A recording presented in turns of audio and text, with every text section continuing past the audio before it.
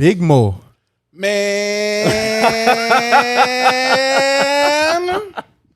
Moses, Let's my get this guy. shit started. Moses, biggest. my guy. How you doing? The biggest. David. Huh. Man. Rick We Ross. can't do that though, because I ain't trying to get sued. We can't just serious get him about with it. the Rick Ross grunt. Nah, he gonna be like, wait, that's a double MG grunt. Hell no. Wait, pause. That was not a grunt. Anyway, David, how we Wow, Moses, you in the house, bro? doing? I just want to say, this guy Moses right here is the most interesting man in the world. Oh God. Fascinating, Here we an go. enigma, an anomaly. Where do I even begin, bro? Let's start with this. When I first met you, actually no, the second time that I met you, you told me you had a cat. Yeah. But Mason. the crazy part is you're allergic to the cat. Yeah. But you kept the cat. Yeah. So in my mind, I couldn't understand. Yeah. This man is allergic to the cat, but he still keeps the cat around All right. and like takes medication. So like that. Yeah. That's when I knew you were that guy. Why would you let something like that stop you from what you want though? Right. Just to get spiritual, drop that shit. 'Cause, Okay. you know, it's like your allergies are formed off of like dirt, right? Your home is dirty, so the cat coming in is kind of your fault that you know you're getting allergic, whatever. But there's fur in it that's messing with your nose. Okay, well you have something there. Basically, what I'm trying to say is, if you have an objective, which I wanted like a pet in the house, but I didn't want something that I had to care for. Oh, that sounds bad. a lot. You know what I'm saying? Well, Like, man, cats they're low maintenance, so I get boom, what you exactly. I get what you're saying. So I didn't Yeah. want something that was high maintenance. Right. But the issue was I was allergic. Well, if I needed something there and I have allergy medication I could take, I don't see why being allergic to a cat would stop me from getting one. You know what I'm saying? Because I have all the things I need to not really have that be a problem. Okay. Can you draw parallels of that to life? Yeah, all the time. Okay. Boom. So I'll give you an example, right? And it's actually funny that you say that, right? Because let's say, for instance, you get a job that's like people work jobs that are 2 hours away. You couldn't do that because you live 2 hours away. Like if you were only to use your legs, it would be God-forsaken, yada yada time. Yeah. But you go buy a car and it no longer is a problem. So now you're able to drive the 2 hours away. Okay. I mean, the distance is a part of your life. Where you live and where the job is a part of the situation. Right. You decided to take action to change that. So for me, it's like, okay, cool. I want a cat.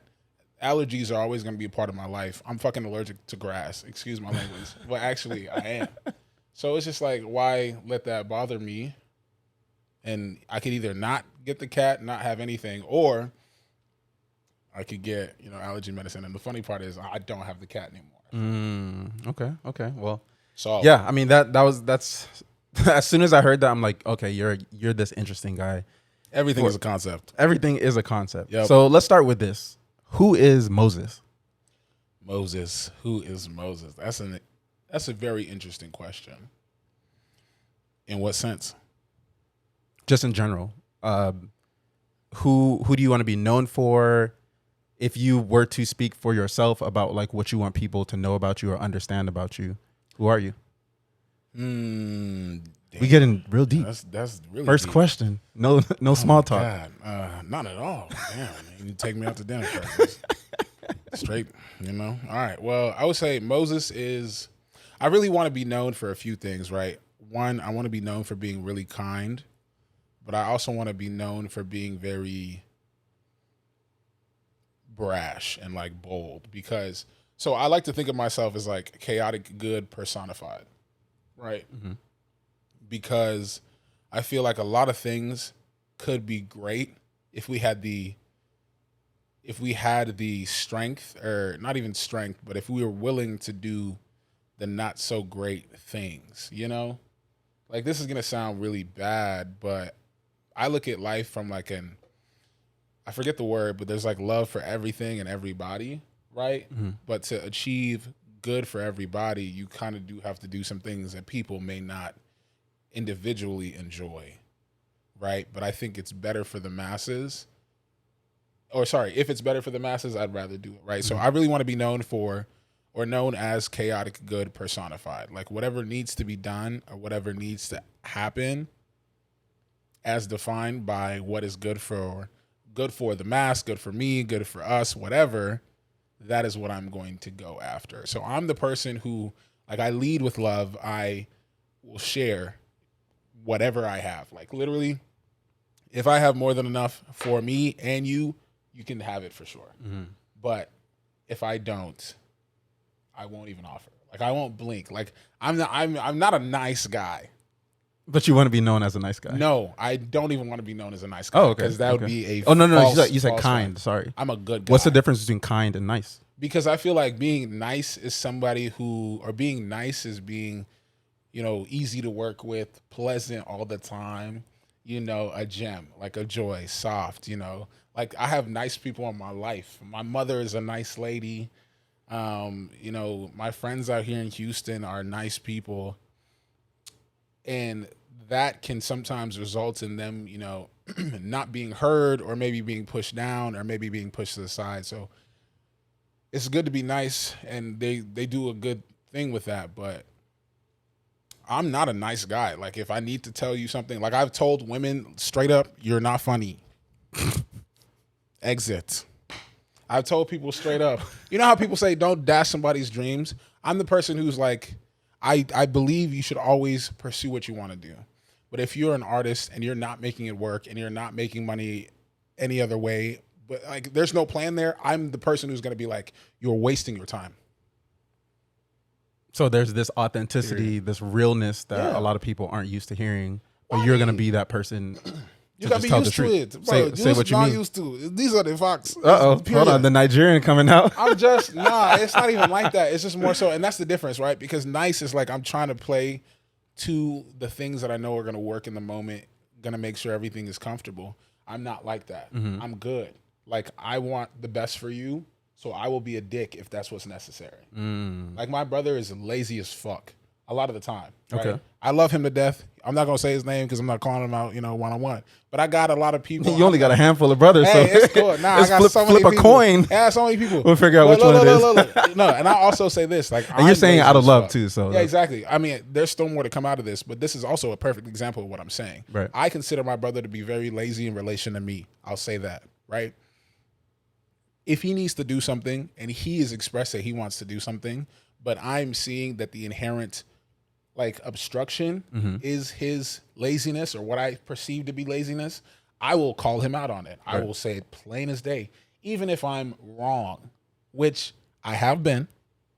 Okay. Even if I am wrong, I feel that because that discourse is now started, he's progressing. Right. I'm more than happy being the bad guy. So many people go to therapy because of me. Period.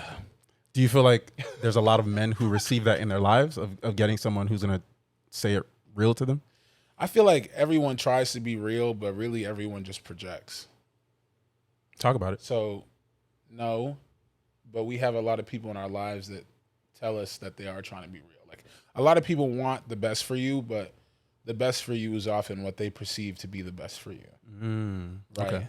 And that, again, it goes back to them trying to be nice. I don't want you to have what I think is best for me or best for you, because I don't think I know you best. I know me best. And now what I think is best is pretty fucking fantastic. I'm going to say that as well, because that's a statement. I love my opinion for sure. Like, I'm going to put that on a shirt. Right. But, you know what I'm saying? I love my opinion. I love my opinion. For sure. Yes. Period. But at the same time. That'll be in the upcoming merch line. Hell yeah, you're going to find it at biggestmomerch.com coming up soon. Actually, it may be coming up soon, so look out for the website. It might be. Keep an eye out for it. But for now, go to Noel & Co. Cop that. That's right. That hat's going crazy. That's right. But no, bro, so I actually forgot what I was saying. I got the ad too, the ad plus. But yeah, so like literally if you're not doing what you need to do, I'm not going to be nice to you about it. Yeah. I will be very open and honest and tell you, like, hey, you're wasting my time. Hey, I don't understand what the point of this is. Hey, why are we even still talking about this? Or, hey, I'm trying to get to this point. And it's not like people don't have this in their lives. I think, boom, that's what we're talking about. Just accountability. Yeah, and it's hearing not like the truth. people. So the accountability that people have and the idea of truth, it often comes from a projection. Okay. Right? And trying to be nice, you project what you think would be best for someone else. I don't care to be nice to you. So I don't care to be right about you. I don't care to be wrong about you. I'm not saying I don't care about you, but I need your objective reality to match what you want. Anything else to me is a waste of my fucking time. And that's what it is. Okay. And because of that, I don't ever want to be known as kind or nice, because I feel like that would be a lie. And those are things that are hard for me to live up to. Like when I meet people who have heard good things about me, like, Does it not come that often?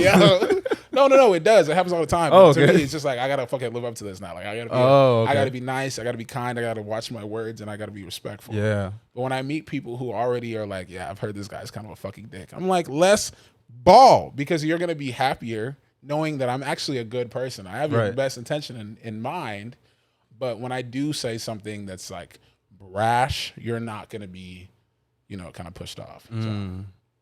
So like, for the people who know your reputation before you walk into the room, they know what they're gonna get. Yeah, these niggas know. It's not gonna be a surprise when I it don't comes. know. And as a matter of fact, like the people who know who I am, really, they laugh when I say these things. Like you know me really well, David. I think we've been friends now for a while. Probably since 2018. 2018. That's yeah. when we first met. Yeah. We met at a conference via Shantae. That's on right. Some stairs, man. Arlen I definitely don't remember her Arlen name. Hamilton.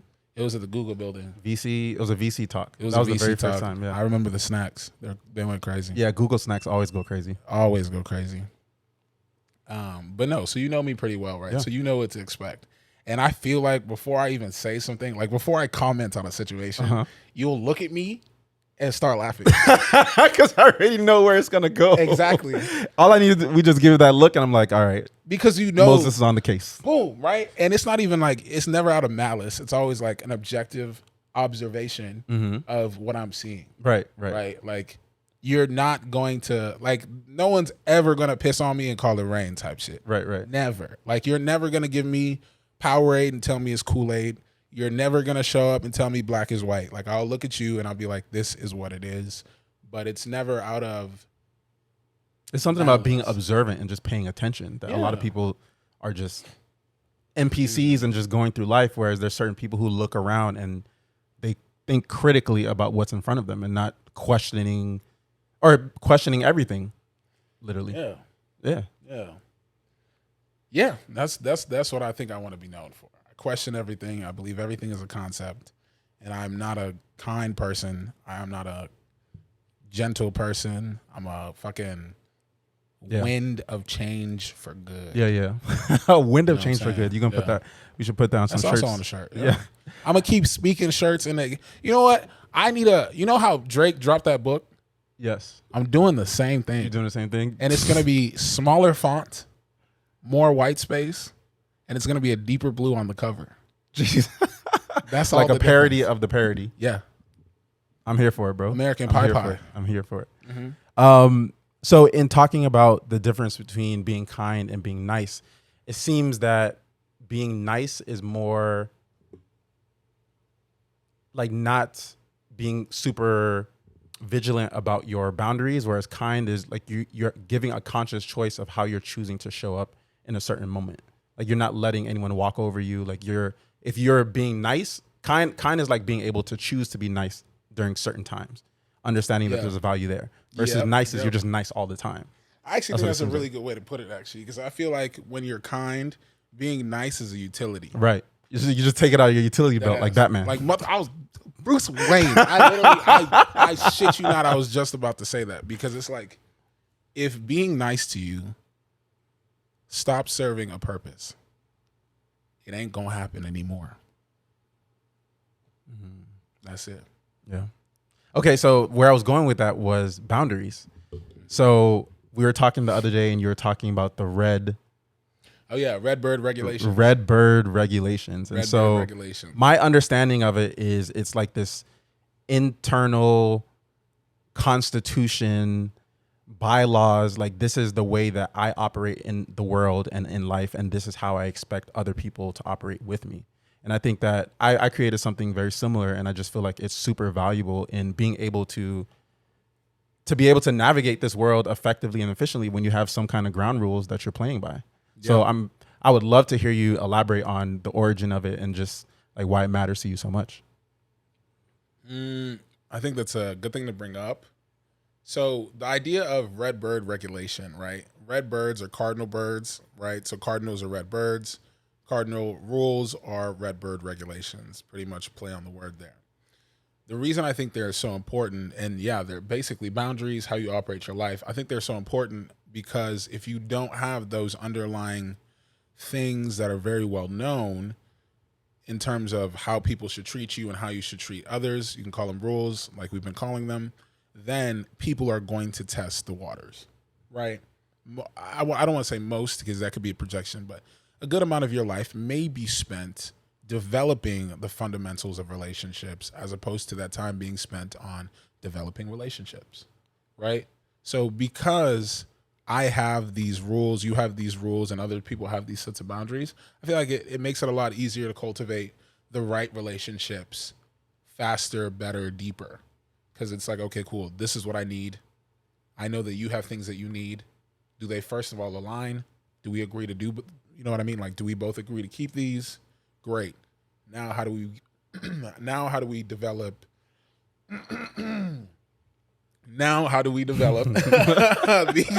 these lifelong, friendships, relationships, so on and so forth. So one, I think they're super important. Where did they come from? Well, they came from people, testing me. And I don't even want to say it like that because I feel like everyone in life will test your boundaries. I test people's boundaries every day. I'm sure I tested people's boundaries when I started this podcast, Oh yeah, 100%. Of course, off jump, off the and top. that's going on a shirt too. Off the top. As soon as they saw the scarf, they were like, I know what to expect. Thank you. And you probably still didn't. Boom. Anyway, no. But I think it's important because to have those, like I said, you build deeper relationships. But if you don't have them, people spend a lot of time trying to figure out, okay, cool. Is this okay? Is this okay? And maybe it's not okay. Maybe it is okay. But if you don't say something, like if you don't have it in your mind that, okay, it's not okay, people are just going to keep doing that. Just going to keep doing that. And that creates a lot of flux in your life. It creates a lot of emotional, ups and downs. And the one thing about me is emotions make me tired. That's another thing too. Like getting emotional makes me physically sleepy. Like if something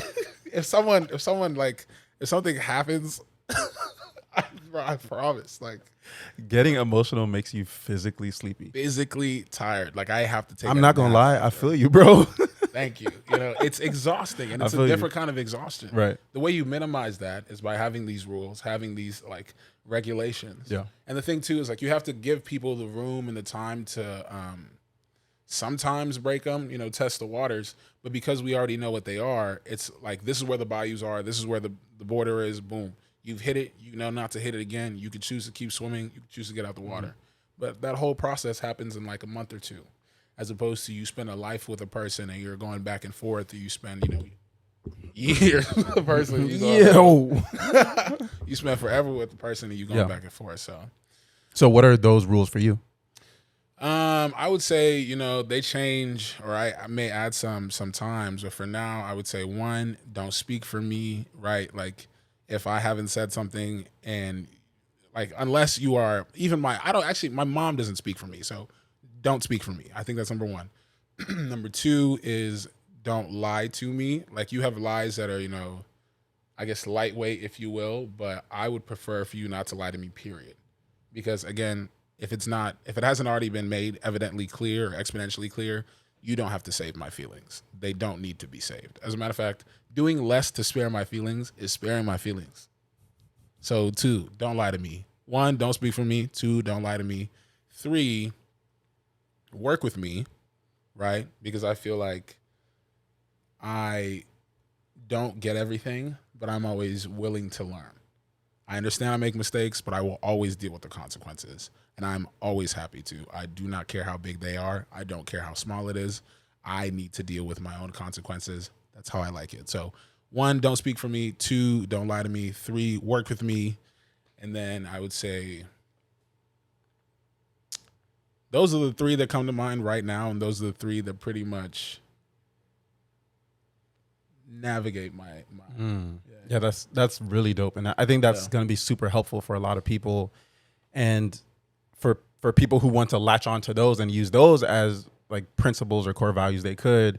But I think it's even more valuable, like you said, to learn from your own personal experience and then create some that work the best for you. Yeah. And I sent you my list a while back of my 7 principles.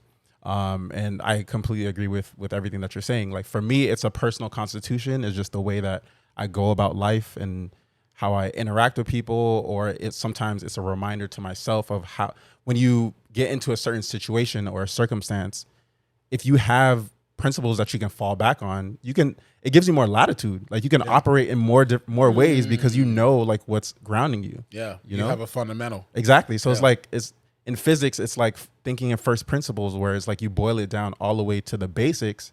And then this is the lowest I'm willing to go. And then now I can go anywhere above that, versus people who set like their own self-limiting, beliefs where they can't go lower than that. And that's that wow. I like that. A gray area where you can navigate a little bit, I like that a lot. Yeah. The idea of a fundamental, and then being able to go this way, this way with it, because once you have that baseline, like you said, you can then play, like, what you have to work with. Right. Right. So it's not testing, it's growth. It's like, this works. We know 1 + 1 is 2. So how do we get to like 20,000? Yeah. Like that type of thing. So yeah, I think it's very important, but you can't do that being a nice person. Like if someone steps on my shoes 1 time, it's fine. Twice, I'm a little upset. There's not a 3rd time. You know what I'm saying? Yeah. And that is not a kind person. That is a good person.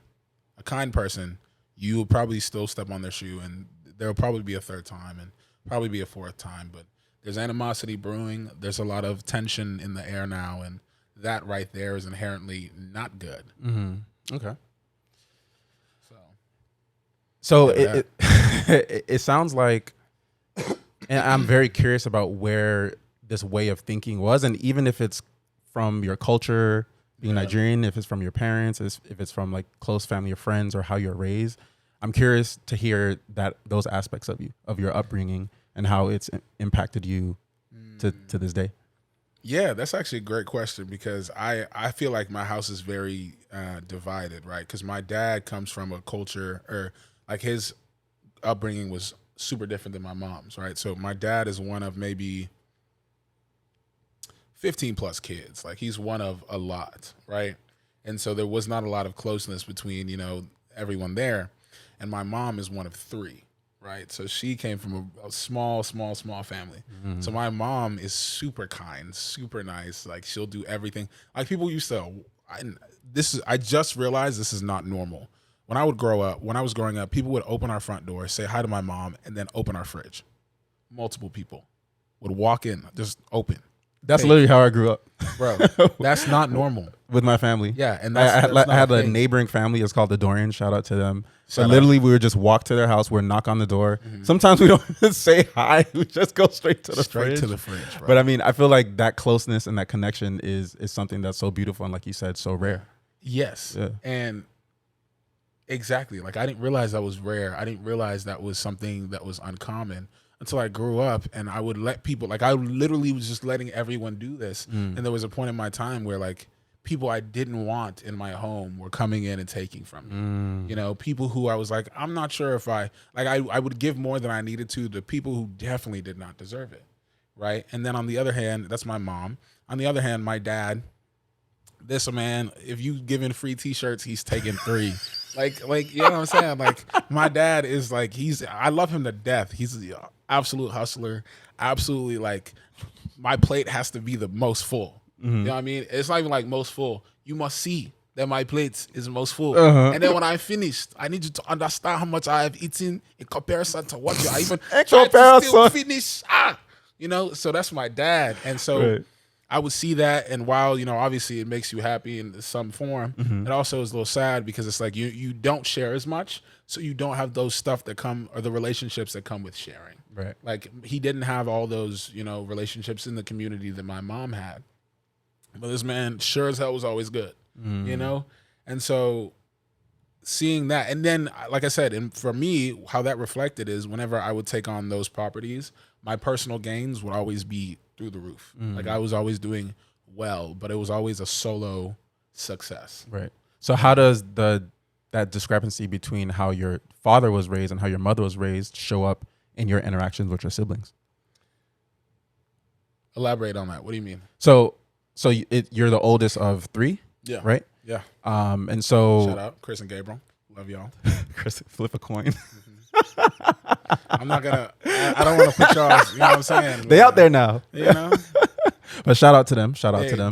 They're hard workers. Shout out to them. The best. So the way that Millions. your sibling structure is made up right now is similar to the way that your mom was raised. So I'm curious if, like, how do you meet in the middle as siblings? It sounds like being hustling and being competitive and kind of having to elbow people out and fight for what you have, and then it makes sense. Like, you're one of 14, you have to do something to stand out. Yeah. Versus if you're one of three, then you're comfortable with being yourself and you're comfortable in seeing other people win. So I'm curious to see how that dynamic clashes. So, you know, and it's great that you said it like that, because when you're one of 14, it's not even like you have to do something to stand out. All that matters is that you stand out. If there's only enough food for 6, the person who, you know what I mean? Like, it's going to be the first 6 that eat who say something. So the idea that closed mouths don't get fed, come on. If Literally, you're one of you, they're literally standing out as the pinnacle. My dad's like, if you come for anything that has to do with pride with him, you will actually meet a problem. You know what I mean? Like, if he were to get disrespected in the street, it would be the last time said person disrespected anybody, right? Type of deal. Whereas with my mom, again, being so comfortable, being, you know, one of 3, knowing that you're going to get food, it may not be the most that day because, you know, this slice is bigger going to this other person, but you're still fed. It allows for much more comfort with being kind of stepped on, overlooked, so on and so forth. You're very kind, you're very giving, but sometimes you give too much. Yeah. Right? And then on my dad's side, you're very good at taking, but sometimes all you're doing is taking because you're not used to giving or being overgiven, if you will, right? Not to say that they're like that today. Both of them, like, that's how they grew up, so they've changed so much from that. But knowing that and then kind of having that background, for me, it all kind of culminated into, how can I be kind but never kind enough to just be stepped on? And how can I be out for me, but never so much out for me that I forget about others? So a good way to look at it is it's always better to be a warrior in a garden as opposed to a gardener in a war, right? Because a gardener in a war is kind of like fuck two ways. All you know how to do is raise plants, and people are coming out here with machetes and knives. You're screwed, right? But if you're a warrior in a garden, you know how to do all the bad stuff. But what you're spending your time doing is cultivating the good stuff. And it comes back to that choice of, in this environment, I choose to be peaceful. I choose to be tranquil. Yep. But if shit goes down, I know how to fend for myself. Yeah. And I really had to deal with the fact that, like, in me, there's both of those. Like, part of me wants to, and I was telling you this before, there's a part of me that lives to be chaotic, if you will. You know? What'd you call it? The chaotic... it's like conscious chaos, or not conscious toxicity, I think. Conscious, yeah. It's like a conscious level of toxicness, right? And we're gonna have to dig into that a little bit. And it's like, all right, so it's like, this is gonna sound super head ass, but you know how, are you a Dragon Ball Z watcher? Not huge, but right, so my friend David Dorian is, though. So this is for David. All right, so boom, David, you know what I'm talking about. So you know how most every fight in Dragon Ball Z, Goku is looking to fight somebody who's ridiculously strong, super overpowered, and he's excited about getting mollywopped, right? He's like, oh, this guy, he knows how to destroy planets. Let's go right now. Oh, I've only died 3 times, blah, blah, blah. Let's do it again. Like, even the whole concept of a Saiyan, you get stronger as you get closer to death every single time. Like, that's their whole... I didn't know Dragon Ball Z was that deep. Yeah. So the Saiyans literally... Yo, like, that's real. Yeah. You know what I'm saying? So for me, there's a part of me that is that, pretty much. Like, I will run towards the fire just to see what happens after I've been hot for too long. That's real. Yeah. And so... Okay. There's that. And then there's the other half of me that's like, I want everybody to be good. I want everyone to be as good as I am. And I want to be great. Like, I want to be so comfortable. I coined the term for myself, man of leisure. Like, I like to be soft. Like, I like to be, not soft like that, but, you know, like, I like to be comfortable. Everything is good. I have robot vacuums. I have cleaners, like, whatever, like, blah, blah, blah. And I want that for everyone else around me too. So there's a lot of balance between wanting to cause fucking chaos and wanting everybody to be good. And so the culmination of those two things is that, again, I'm choosing to be the warrior in the garden because I would have no problem going to war But at the same time, I also don't mind gardening, and I enjoy what happens as like a produce of the garden. Like you all get to eat really good food that you like you put together, cultivated together, cook together, all those things, and that's beautiful. But if I have to mollywop somebody, oh, I would enjoy. You know, like Yeah. there's definitely nuance there. You know what's the interesting thing about what you're saying? Yeah, There's so many layers to it of just that. it's real too. It's Like, real that the picture that you paint in your mind of, we all know what a warrior looks like in war. Like they're ferocious, they're focused, they are maniacal. yeah, But then just the idea of taking that and inserting it into a peaceful, tranquil garden Yeah. where you're able to be super like present in what's in front of you. I feel that's so fascinating. And what's interesting about that is that you can't have one without the other. Like in order to have peace and tranquility, there needs to be order to have created that, because in essence, things devolve into chaos Yeah. in a sense. Yeah. Like things usually devolve into anarchy if there's not some kind of order or someone who's looking out for the benevolence of everybody. yeah. So it's just like a super fascinating concept. And again, I feel the reason I say it's real is because like to say anything, chaos comes either before or after peace. Peace comes either before or after chaos. That is like literally the only Yin two and you can yang. really- Yeah, you know that's The what light with the happens. dark. Yeah. Yeah. So you're either choosing to be the cause of that, or you're choosing to be like, okay, cool. Well, I'm hoping something will happen later in the future. I don't know if that makes sense, but yeah, I just don't think. If you're saying some deep things, I'm gonna need you to say it in the microphone. Oh God, damn, all right. let me get a little close. Nah, so it's just yeah, you know, you need chaos and you need peace. Oh, actually, this is the point that I was trying to make that I was bouncing around. You made a really good point about the picture of the warrior in the garden, right? Because you used to go to war, and because you have that in you, the warrior then goes to the garden and he slices, and they slice with, you know, accuracy, intention. They till the soil with intention and focus and an actual purpose, right? The warrior is always saying, why? What is the point of this? What is the point of this? And as opposed to taking that to somewhere to hurt somebody or to manipulate something, we're taking that to a concept, and I'm pointing, there's nothing over there. But anyway, we're taking it to this idea of how do we then get what's best for everyone else? So as opposed to slicing someone's head off, I'm slicing, you know, this piece of cake so it's even to everyone else. As opposed to cutting somebody down, I'm cutting, you know, some fields down so we can grow the best, yada, yada, yada, furnish it, fertilize, whatever. So yeah, I think it's beautiful that you put it like that. Another important thing as well is that I feel like people often are fighting their urge to be both. Right? Like we have a part of us that fights the desire to be soft, caring, and nurturing. And then we have another part of us that fights the desire to be mean, an asshole. You know what I mean? Everyone has both in them, but most people at one point or another are trying not to be what they perceive as not good in the moment. I don't give a fuck. Excuse me.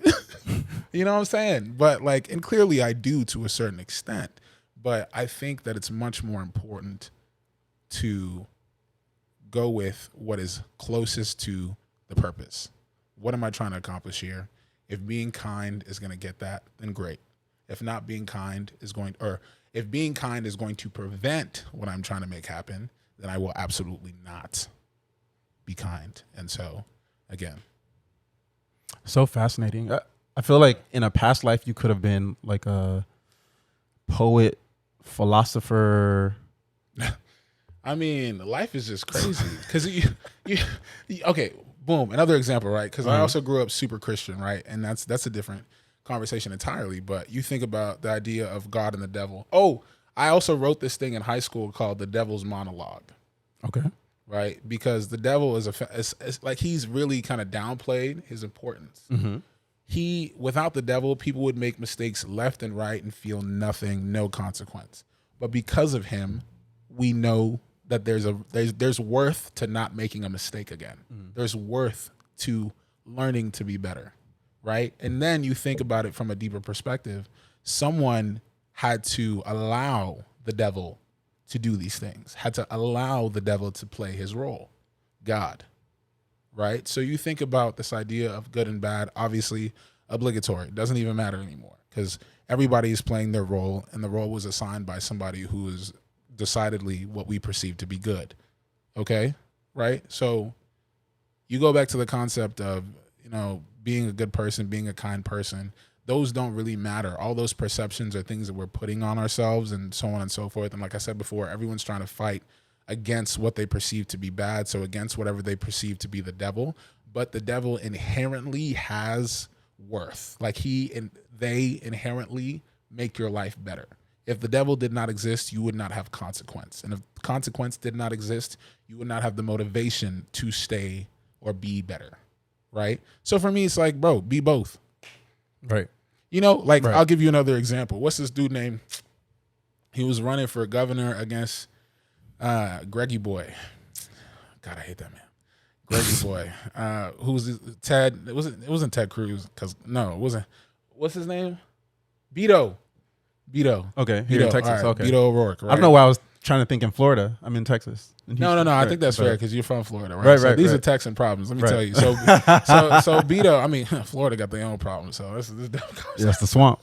man. Y'all got a Florida man We do have a Florida man. perpetually, He be getting into some shit. bruh. Bath salts. That was back in the day. That was back in the I day. don't know what's up now, but That's when he must have Facebook- improved. That's when Facebook first came out. Yeah, that was Tyler the Creator. That was early Odd Future days. Uh-huh. Yeah, because I remember hearing about that on Cartoon Network. Believe it or not. No, but anyway, so Beto O'Rourke, right? And same thing with a lot of other politicians, but he was running for office and he lost. And I knew he was going to lose because he was appealing to kids in college. He was appealing to people, and I'm sorry to get political. People may come for me for this, but I'm just going to say it. The reason why I feel like Beto lost, entirely my opinion, not backed by any fact, is that he appealed to people that historically did not lead to winning, did not lead to success, right?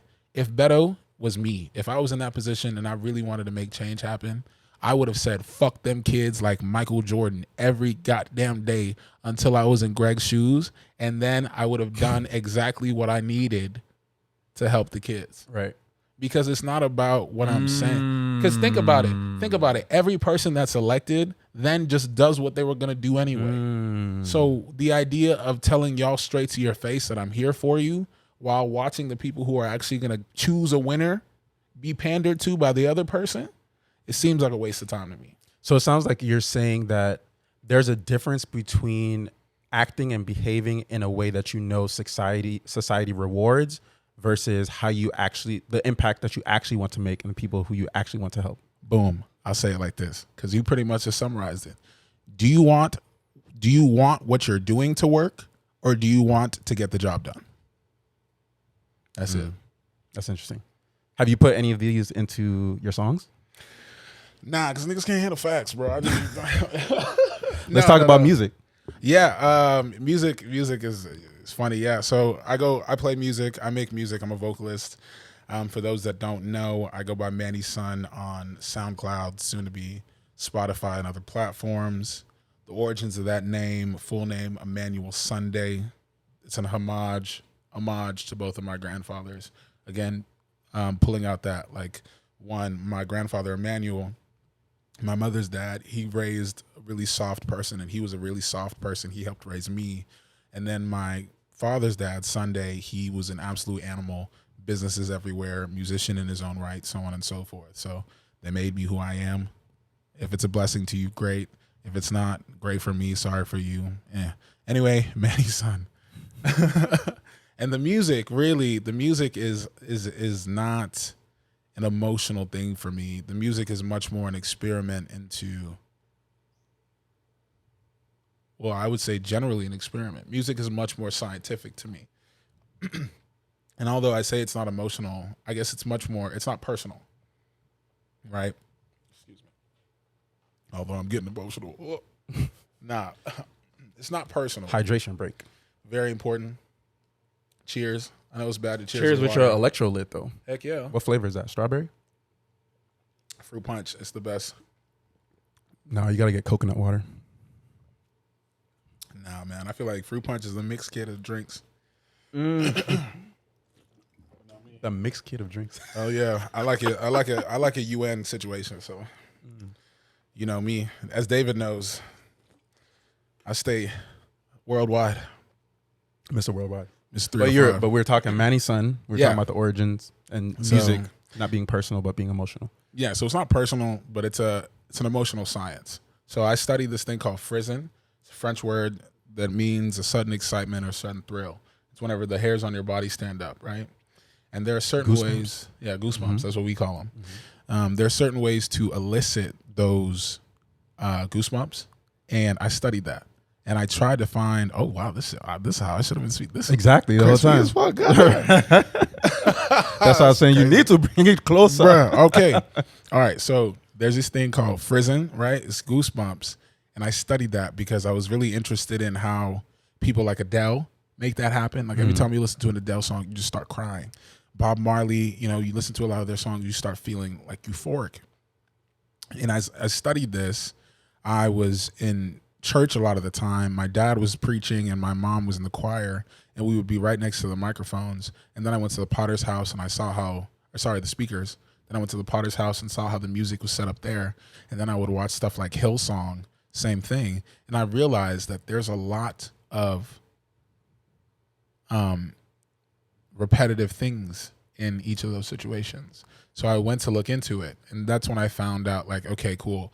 Risers equate to the hairs on the back of your neck standing up, so you focus more.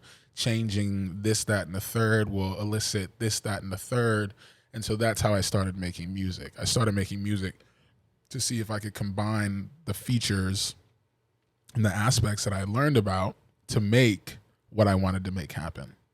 And I would say it's getting pretty good from that perspective. But it's not personal at all. It's often a collection of words that I think sound good together or kind of express a picture that I'm trying to paint. It may not be exactly what's going on. That's extremely fascinating. The idea of just looking at music so technically and thinking about the literal emotional response that we would have from listening to a sound or listening to maybe it's like a cowbell, or like a sound bowl, or like those kind of sounds, like just hearing those things and what kind of effect it has on you, and just being like a mad scientist where you're seeing, you know, how it impacts people, how it affects people, and then having that iterative process as an artist to let the real world observations impact your process and impact your input. Those are your inputs impacting your output. Yeah. And a lot of it was figuring out what those inputs were. It's like trying to learn how to play an instrument, but the instrument is piecing together emotions. And now for me, it's trying to continuously result in the output that I want. You know, so yeah, to add to what you were saying, but yeah, it's really cool because I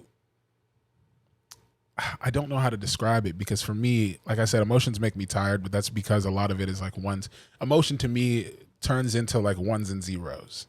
You know, like I don't know how to explain this. People got to think I'm fucking weird. That's interesting. Like the way that the things that people emote, like that's how they deliver it. But in order for you to interpret it, you have to have some kind of filter that it goes through. Yeah. Like it's encoding and decoding, like you're saying. Yeah, because it has to make sense to me. And it doesn't make sense. Unless I do it that way, it's not going to make sense. Yeah. If you're upset with me and I don't understand why you're upset with me, I won't empathize. Yeah, that's interesting. I was actually talking to a friend a while back, and she was telling me about how I need to be more in tune with my emotions, and she was using all this emotional vocabulary. Yeah. And at a certain point, I was like, I literally don't understand what you're saying because it's not computing. Yes. And so it's like interesting of having to be a lot more intentional about being able to give justice to what the person is trying to communicate to you, when you have to filter it and then you have to encode it and then send it back to them. And it might not even be in the way that they want to receive it. And you see why I'm exhausted. Yeah. And you see why I'm exhausted, because bro, like, it's a lot. And if it doesn't make sense to me, I can't respond. So you're going to think I don't care. And I'm just like, it's not like I don't care. I'm thinking. Right. And now I'm tired. It takes a mental energy. Yeah. So But what's cool about with music is that gives me a form to practice that communication. Mm-hmm. If I'm trying to make something sad and you receive it as sad, I'm understanding that I'm doing well here. So now when I'm talking to people and they're emoting and I'm decoding, sending them things to interpret, so on and so forth, that is a lot smoother. And I actually think that's funny because one of the things I used to think and still do is that our chief issue as a people is communication. When you're born, you don't know how to communicate. You're just screaming until you get a reaction. And the reaction that you get, you think is going to happen again. So you keep doing that to get another reaction. But if that's wrong, or it's even not the language someone else speaks, it's not going to work with somebody else. So inherently, communication is one of our biggest problems. So communicating emotion which is something we don't even have terms for all the time, is an even deeper problem. And for me, who just may have a problem with emotions, now I'm talking to myself. For me, I need a process to really work with all of that. Let me get you on a tangent here, though. Yeah. In talking about defining emotions, like I feel like we're going to get really logical and technical about emotions. Yeah. But there's this book. I don't remember the full name of it, but in the name it says Book of Sorrows. I don't know if you've heard of this, but it literally describes certain feelings that we have that we don't normally have words for. So the only one that can come to my mind is Sonder, and we were talking about Sonder, where it's like Book of Sorrows. That's really cool. It's something Book of Sorrows. I forgot the full name, but I'll look for it. And it pretty much, like Sonder, the concept that each person is living their own individual fascinating life, and they are the main character in their story, and you're just a side character in their story. You're the NPC. You're the NPC in somebody else's story. Yeah. Like just that idea. And so what you're saying, that's so fascinating to be able to put a name or create a science or a technicality around emotions instead of it just being things that we can't really explain. Yeah. And that's I feel like that's, again, a really good summation. And I don't even know how you're doing this, summarizing everything so well. So phenomenal job, man. I'm like ChatGPT. Like you just insert things and then I'll summarize it. Yeah. So I guess this does need to go in the Book of Sorrows because it's something that is very important that you can't really put a name to. But it's very important how we process our emotion. I've seen people die because of emotion, like actually die because of like pride, which is an emotion, which when you think about it is like useless, so useless. And I'm Nigerian, so I can tell you, I know pride, period. But it will kill you, you know? Like you there've been in situations where people don't turn away cash, or they'll beat someone, or they'll try to get into a fight because of their pride. Me, I don't care. Like if my pride is ever offended, I've actually been in situations where people are like, "No, I have to fight you because of what you said," and I've been, "Oh, well, I'm so sorry." And they're expecting that same level of energy from you, but you're like, no. Yeah, literally. I'm just going to be the warrior in this garden right now. Literally. The guy was like, yeah, I can handle this a different way. And I was like, bro, okay. I don't want that to happen. Like if we have a problem, let's talk about it. But I did offend you, so I'm sorry. And that's not something other people do. And that I feel like is a problem. That emotion will kill you. And because we don't know how to talk about that and we don't know how to deal with that a lot of the time and communicate it, we have all of these issues that don't need to be issues. We go to war for reasons that we don't need to go to war. But that's because people are dealing with all this emotional subterfuge or whatever the word is. That's a big word. Bro, I got it wrong. So it's big enough. Subterfuge. I'm going to have to go back home and like. It's on the low is what I'm trying to, bro, come on. Okay. There are people dealing with all this stuff at the bottom that they're just trying to hide and still work with the world while doing. That's a problem. So for me, when it comes to, honestly, I think most of the things that I do boil down to dealing with communication gaps, dealing with emotional gaps, period. Okay. And it's not like in a therapy way, because therapy does like a lot of self-awareness work, which I think is very important.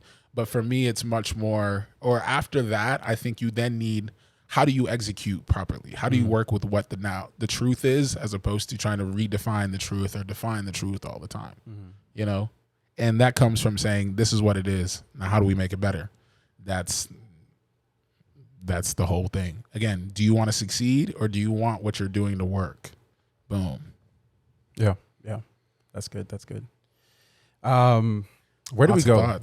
Where do we go? So we were talking music, and yeah, that's out on SoundCloud right now. If y'all want to check that out, I would love if you do. I'm working on a project called Sundials.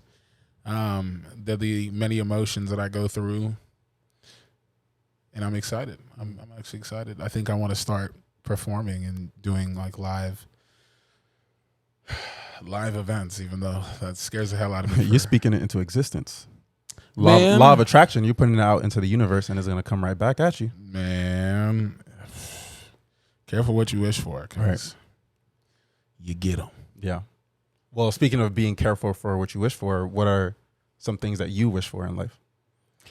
I don't really know. That's the thing too. It's a very deep question. I didn't. Question. There was no setup. There was no like warm up or. There's a lot. I wish to be better. And I know that sounds very cliche, but I'll really explain. I feel like I have a personal glass ceiling. This is something I was thinking the other day. Precedent often turns into president. Like something that happened to you in the past will then rule how you look at yourself, which is something huge, you know. And it could be something small as like, oh, I don't know, I tried to talk to this girl and I said something corny, and then all of a sudden you're like, damn, I say corny things to women. You know, so like a small moment in your life turns into how you view yourself, which is huge. So precedent to president. But anyway, what was the question? We were talking about what you wish for yourself. Yeah. So I don't really wish for anything except to be better. Because I feel like. So what does that look like? As far, are you talking about self-improvement? It's talking about learning from your mistakes and being better, growing wise every single day? Yeah, you know, being more intentional with my whys, being more intentional with what I'm doing, you know, allowing myself to succeed, I think is a thing that I have an issue with, because I'm very used to failure. Like I'm very used to fucking up, and I'm very used to learning from failure. I think failure and education go hand in hand. But when things go well for too long, sometimes I'm just like, all right, come on now, I need a little spicy. A little chaos. Yeah, exactly. You know, going back to what I was saying earlier. So now it's like getting used to building on success as opposed to trying to knock all the Legos down and start over every time. Yeah. And just being better, you know, being more amicable, being kinder to people, being nicer to people, you know, choosing to play that card more often, if you will. And so I would say, yeah, that's really what I wish for myself now. So, yeah. I think one thing that I admire about you the most, and I'm going to give you your flowers while you can still smell them. Yeah. Is that just your way of looking at life and the depth of your mind, of being able to observe and look at certain things that are happening around you, bring them in as inputs, and then have your own critical way of filtering through that and decoupling it and unwrapping it, and then putting it back out into the world in a way that's like super inspirational and super understandable for people to get. And I appreciate that. I think we talk about growing up and we talk about upbringing, and one of the things that you said was you were raised in a certain faith. Yeah. And you were told certain things and you had to process those things, and then coming out of the other side, you had to make your own decision and say, hey, I'm going to take some time to figure out what I personally believe in. Yeah. And then I'm going to come back to you and say, I'm in this situation or this scenario, I have this belief system because I chose to believe it, not because someone else told me that I need to believe it. Yeah. So if you're comfortable, I'd love to talk about like that transition and the learnings from Christianity over to Muslim, and then just what the Muslim faith looks like for people who aren't familiar with it. Yeah.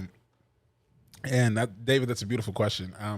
To add some context, my family's super religious. As you know, my name is Moses. Brother's name is Christopher Gabriel. Dad's name, come on out, Samson. I'm not going to expose everybody. But anyway, hyper religious, right? Hyper religious. All those people that can be exposed. Everybody else is just silence. So anyway, super Christian background, super Christian. We were at church Sundays, Wednesdays, all day, every day. And I saw a lot of hypocrisy. Not to say that doesn't exist in every religion, But in Christianity, I found a lot of it in the way that we were practicing it at the time. Like it was much more face value than it was the actual act of being spiritual. And again, I don't think that accounts for all of Christianity. I just think it was, part of what we did at the time. I was not okay with that, right? So during this time, I went through, because it was the same people who were telling me, God loves you and telling me all these positive things that then were leading to very negative results. Like I remember there was one time I was in church, somebody yelled at me for praying in my head. You're not praying loud enough. Thank you. It's like God can't hear you. Boom. God gave you breath. He must hear you use it. I was like, okay, I guess. So there were things like that that really led to just my confusion, straight up confusion. And then I would read the Bible and I would also get kind of confused. I would ask people and there wasn't a lot of explanation there. Excuse me.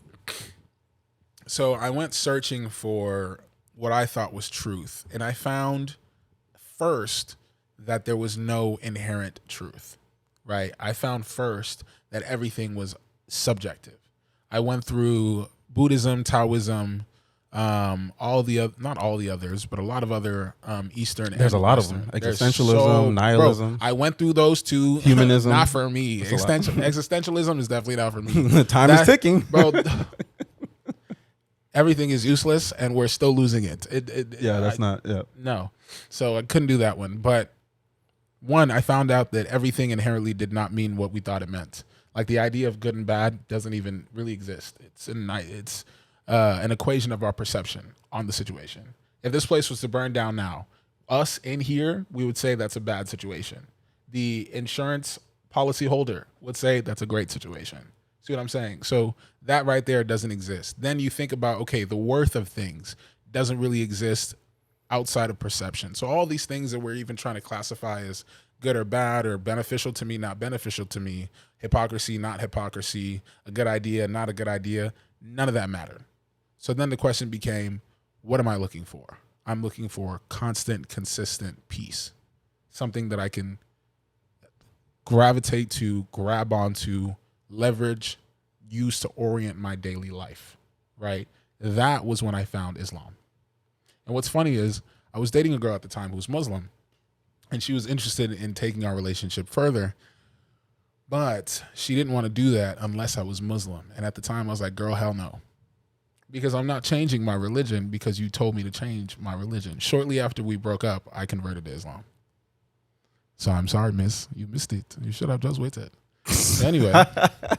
But yeah, so Islam. If she hears this, that would be crazy. If you are listening, good for you. Your fault. What did Drake say? Her loss. Let's move on. Anywho. Not the Drake quote. Hey. We can just go down her loss. Anyway. Bro, the whole thing, Jumbotron shit is still popping. Still popping. Back outside, boys. I am. So just, please. Where you're in the middle of the ocean? Bro, don't worry about On a yacht? Actually, we in Miami pretty soon. I'm saying. But, what were we saying? Wow, we went on several tangents there, didn't we? We did. And so right now we're just going to keep talking until we figure out where we came from. So, Islam. Yep, Islam. The reason why I converted to Islam was because I was looking for something to bring me constant and consistent peace. Islam did that easily, right? Because while you still have the traditional, issues with, people trying to dress flashy at the mosque, people trying to do this, that, and the third, really kind of big up and, live to show off, if you will. There's a lot more spirituality in the process, right? You're supposed to pray 5 times a day. You're supposed to wash specific parts of yourself 3 times before you pray. Each one of those times you have to pray in a certain direction. You're supposed to pray at a certain time. Or in a certain time window. So there's a lot of intentionality. There's a lot of discipline that's built into it. Even the procedure of praying, there's multiple steps in each prayer. And those steps are designed to calm you down, are designed to focus you, and then in that you're reciting something. So there's a lot of calm and consistency that comes out of this. Even now, whenever I find myself stressed, I'll go through the initial part of the Salah, which I don't even want to go through and say on all that right now, but like I'll say the prayers when I don't need to be praying. Like I'll start reciting du'as when I don't need to be doing that. Like I'll find it and a du'a is the latter part of the prayer. It's like the recitation that you choose for yourself, the thing that you want to say to, this is not a good description of it, but it's like the bolster part. It's like the personal part of the process, if you will. Mm-hmm. So I'll start saying certain du'as to myself, and that'll calm me down, or it'll help focus me. So everything so far about Islam has brought me consistent peace. It's something that I can pick up, not really put down. It's obviously a lifestyle, but like if I need to steady myself right now, I know exactly what I need to do, and it'll work every single time. Even though there's that cultural aspect and there's a whole bunch of other stuff to it as well, the practice of the religion of Islam is something that gives me consistent peace every single time. So that's why. Culture's a little different for sure. That's really interesting to hear. And admittedly, I'm very ignorant on the topics of Muslim or Islam. Yeah. And we were talking about this earlier where I just found it fascinating, like just connecting all the dots of Sonder and this idea of being in your own bubble, in your own silo growing up, of being told this is what you should believe in because of what we believe in. Yeah. And then eventually going out and seeing how expansive the world is, how many different ways of thinking, of being, of believing, of seeing, of experiencing, and then just having the mental courage and fortitude to say, with all these options that are available, this is the route that I choose to take. Yeah. Like I think that's crazy. That is just so fascinating. I mean, when you describe it like that, damn, I'm impressed too. But really, it was just like, it was a long time coming.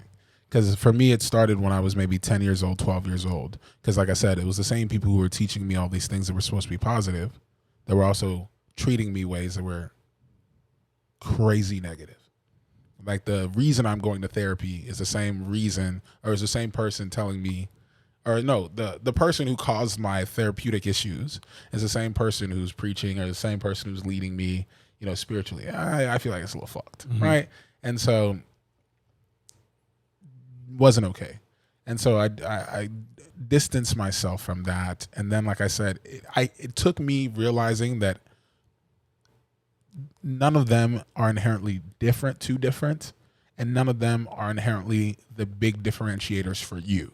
Like being a Christian, being a Muslim does not mean you're better than the other, does not mean that one's more effective. They really don't matter. So whatever you do choose, that doesn't take away from you still having the responsibility of being a good person, putting yourself together, yada, yada, yada. So what was I looking for? A process. What was I looking for? Something that gave me discipline, something that gave me peace, something that I felt oriented my life in a way that truly worked for me. Not because someone told me it was a good idea, but because I put it into practice and it worked and has kept working.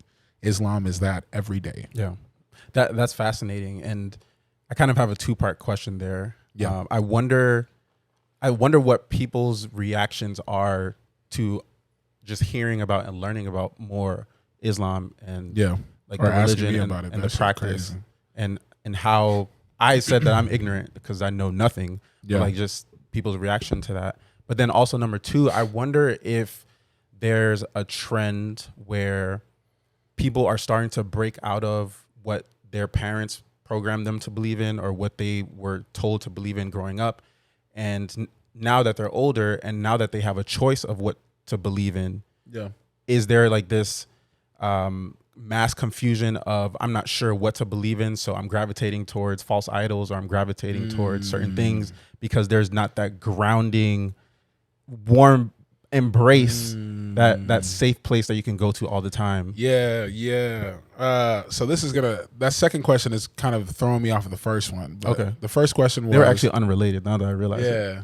But hopefully we can make because they connect for sure just a little bit. Yeah. But one, like, how do people react to Islam? Like, do they normally have, like, what are the most common questions that they have or most common misconceptions or confusions that you have to clear up? So usually people's reactions are pretty consistent. They're usually like, wow, really? Oh my God, I'd never believe it, knowing your parents. Do they like it? And then my response, no. Okay, how do you deal? And then my response, I don't. Click. End of conversation. Literally it. You know why? Again, because I'm not doing it for you. I'm not doing it for the reaction. I'm not doing it for anything.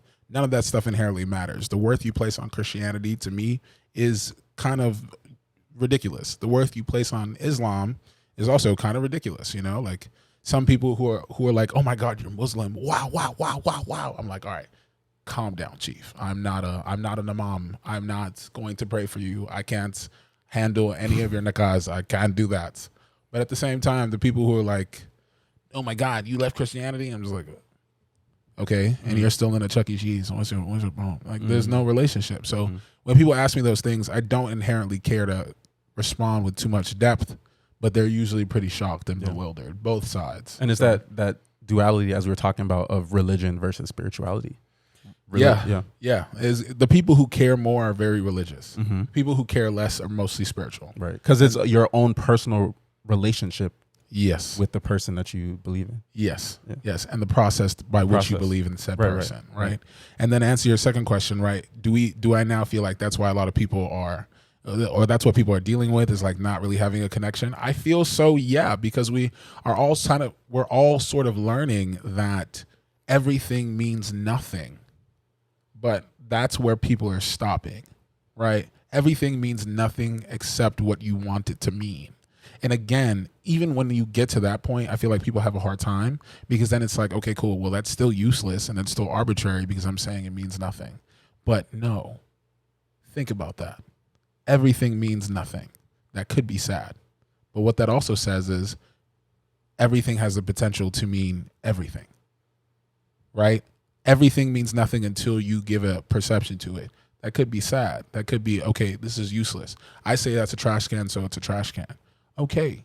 But that also means that if you decide this means a lot, it means a lot. And that's what people are not recognizing. We're stuck in the perpetual existentialism, like the negative of it all, because that's true. Like the inherent value is not there until you give it. But I think we're losing the fact that we can give things value. Now we should really focus on what we give value to and understand that we all have pretty much a Midas touch. Like, you could give value to this table, and now this table means a lot.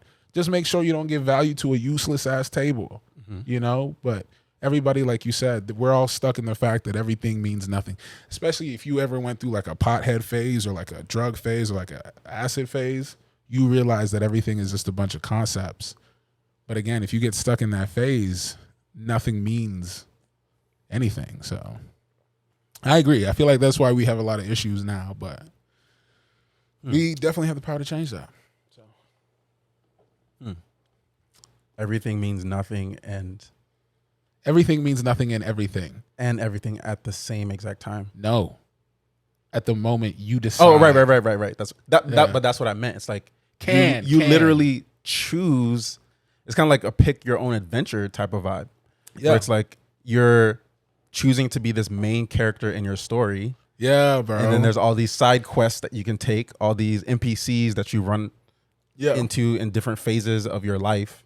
Yeah. And wherever you are now is a result of all of the decisions and mistakes and learnings and I already said decisions.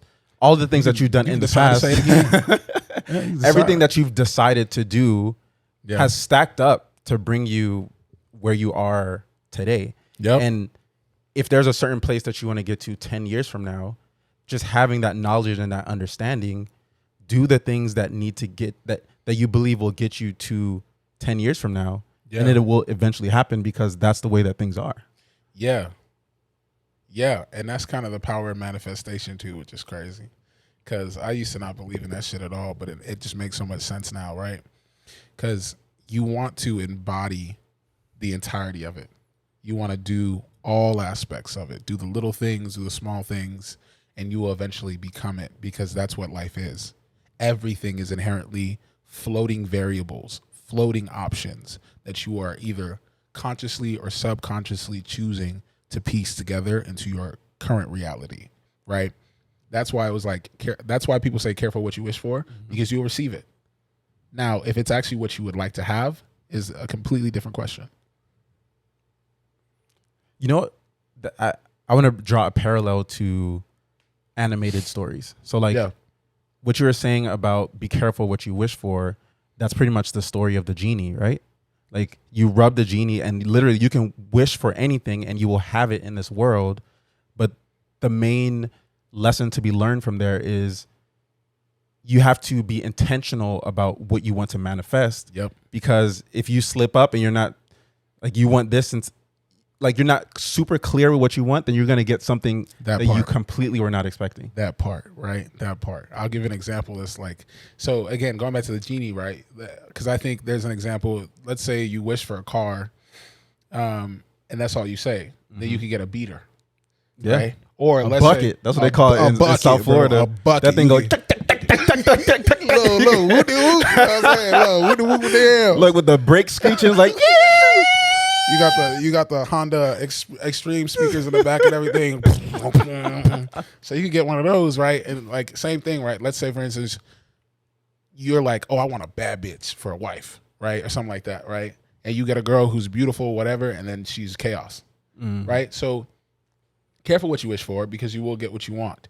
And again, the reality of that is that you're consciously or unconsciously piecing together different aspects of your life, your world around you. There's also a scientific thing that says that nothing really exists until we give it meaning. We look at it. Everything is really just a bunch of options. And that's kind of why I said everything is a concept at the very beginning, because that's all it is. So the more you're willing to, and taking it back to manifestation, the more you're willing to piece it together for yourself consciously, the more it will just sort of arrive. Yeah.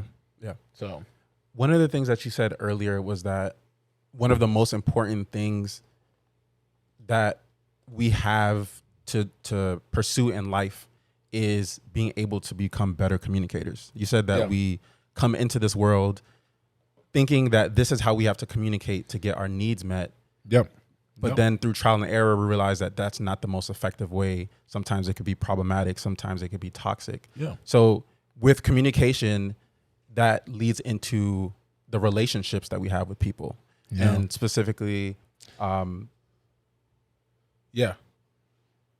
communication is manifestation. I thought an engineer was saying something. But yeah, communication and relationships. So where I'm leading to with this question is, I'd love for you to elaborate on what each sex is not understanding about the other. Like, what are some things that men don't understand about women and like they constantly stumble over because they misinterpret certain things? And then on the flip side, what are some things that women are misunderstanding about men and that is just the reality of things right now? All right, so boom, it's 2023, so I'm gonna add this little disclaimer. We got a whole bunch of people out there that qualify as whatever. So I'm just gonna first of all say that I think there's things misunderstood by everyone across the board, regardless of gender. Appreciate that. I got you, bro. I got you. I appreciate that. Now I will also say that, like, I appreciate that, bro. Bro, of course. Come on here. I know. We don't play around. It's because I care about humanity and I care about what y'all care about. See what I'm saying? I do. But at the same time, this is why Moses is such a great human being. I appreciate that. We love our people. I appreciate that. And I do. Well, psych, I don't. But I recognize all of you. Boom. Some of y'all suck. But anyway. So the question was love like, what guys. do people, I mean, yeah, absolutely. Most of the time. This ain't conditional. Okay. I mean, it's not unconditional, but it's never conditional. You know what I'm saying?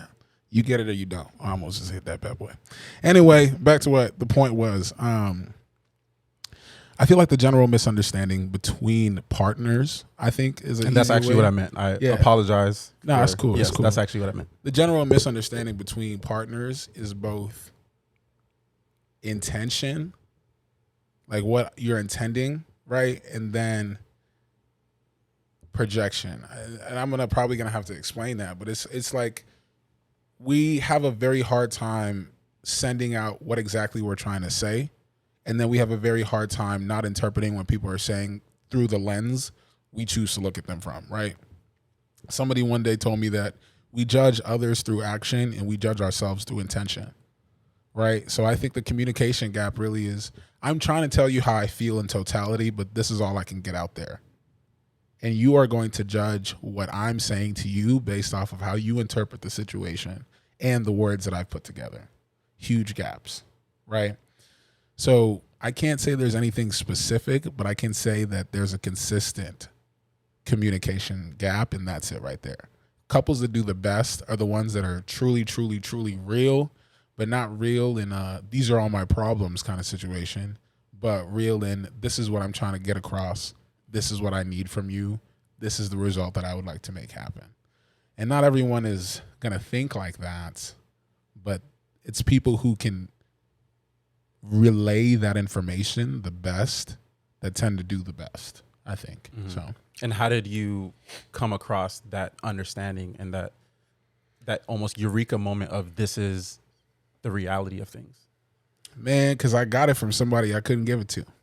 On some real shit. It was unrequited. Yeah, unrequited love. Yeah. To me, it's nothing but a one-man cult. That's a different song. But yeah, it was definitely, I got it from someone I couldn't give it to because she loved me and she was very clear with what she needed. She was very clear with how she was interpreting me, right? And she was very clear with all of these things. And it was something that no matter how hard I tried, even like the depths of me, I could not do. Like I could not communicate how I felt truly. As a matter of fact, it took her like dumping me low key, right? It happens. Crazy. But no. You needed that book of sorrows so you could. Boy, I do. I need to figure out some of these words. Right. Yeah. But no, it took her, like really like ending the situation for me to realize that one, I needed to learn how to fix that. And two, that it was a problem. So immediately after, I spent like maybe 6 hours talking to another friend of mine about it. And I have the whole 6 hours recorded somewhere. So that was when I realized like, I need to be able to give someone this level of, and that's honestly when I became more this way now. Because I'm like, look, if you're going to hate me in the future, I'd rather you hate me now for what I'm going to finally tell you then. Mm-hmm. So I'm not going to sugarcoat it. I'm not going to be nice because I know that could be bad. So this is what it is. Yeah. Period. So. That's real talk. Yeah, bro, because ain't nobody ever hurt. And the worst part about it is when you say something like no one's ever hurting your feelings like that again, which is what I was going to say. Yep. The person who hurt my feelings there was me. And that was the worst part about it. I wanted something to happen so badly, and I could not make it happen. Mm-hmm. All the other things I could control in my life, all the other things that I could do in my life, I couldn't control myself. I couldn't communicate what I wanted to. I couldn't get across what I wanted to. I couldn't improve myself where I wanted to. And I was like, bro, okay, you're kind of a shit. Mm-hmm. Let's fix this. Yeah. Okay. So, yeah. I feel like we've covered a lot of topics. Big range, a lot of range, talking about a lot of different things. What are some things that we don't know about you that you'd want us to know about? Like, what haven't I covered? What haven't you covered? I like music a lot. I just recently got into Taylor Swift. I actually think she's fantastic. And if you didn't know this, by the way, Taylor Swift used to work with T-Pain back in the day under the name T-Swizzle. T-Swizzle. You should definitely check her out. Yep. I'll be honest with you. I wasn't really a big Taylor Swift fan. When the Eras tour happened, I was like, this is a lot of hype, kind of I don't know. But I listened to her songs today, and they fit a lot of the stuff that I've been studying. Like, they follow the science, and they follow like a lot of rap nuance as well. So, was it Cruel Summer? That was one of them? Yeah, Cruel Summer, bro. Okay. Phenomenal song. Hype that shit up. Definitely buy her merch. And then so not you being a Swiftie. Hell yeah, bro. I'll be a Swiftie. All right, let me stop right there. Actually, I need to get myself together, But so yeah, I'm a Taylor Swift fan. I need people to know that these are my actual thoughts and feelings. None of this stuff is sponsored by anybody. It's just me. I also need people to know that I'm a very kind individual and I do care a lot. And that's why I'm this way, because I care for everyone immensely. So I'm a dick. Boom. What else do I need people to know? I don't know, to be honest. I'm kind of an open book. Don't take everything to heart, right? And if you read something by me that doesn't make sense, or you hear something by me that doesn't make sense, just either ask me or leave it alone. Change the channel, flick on the picture, whatever. I'm also a painter. You'll see that sometime soon. I'm working on some clothing designs. You'll also see that sometime soon. And then I'm working on a podcast. And I think that's going to be interesting. David, I would love Oh your my help with God, this. would that be interesting? Yeah, I think that's going to be crazy. That thing gonna blow up so fast. Nah, bro, I hope so. It's going to be called Make It Make Sense. Okay. It's and it's gonna be CENTS as opposed to sense. Okay. And it's gonna be about turning your hobbies into like full-time living. Ooh. Yeah, so I'm gonna help a lot of you broke niggas out there on the couch. At least we're gonna get you like a luxury couch. And even if you're not broke, but you don't want to keep doing what you're Maybe doing, you just want to upgrade your couch. come on now, Tempur-Pedic the couch, boy. Let's do it. So I'm here for you. And so that's what we're gonna do. So I got that coming out. And then yeah, I just I think it's about to be a creative winter. And look for me on all platforms. Biggest Mo on Instagram, Manny Son on SoundCloud. If you ask me dumb questions, I'll give you dumb answers. If you ask me good questions, I'll give you good answers. If you ask no questions, you get no answers. And that's how life goes, folks. That's it. Moses, I appreciate you, bro. David, I'm glad to be here, bro. I appreciate you, bro. This is Hell great. yeah. This was life changing. Bro, soul for to, me soul too. to soul, bro. Soul to soul. And we ain't talking Korea. Baby. It's 1-on-1, baby. Kim Jong-un? Hey, relax. You may need to cut that part because you know. Oh yeah. It's still the States. We're in 2023. All right. Who? That was good. Yeah. That was good. That was good. Wait, it's still recording. You gonna have so much B-roll of me just yelling.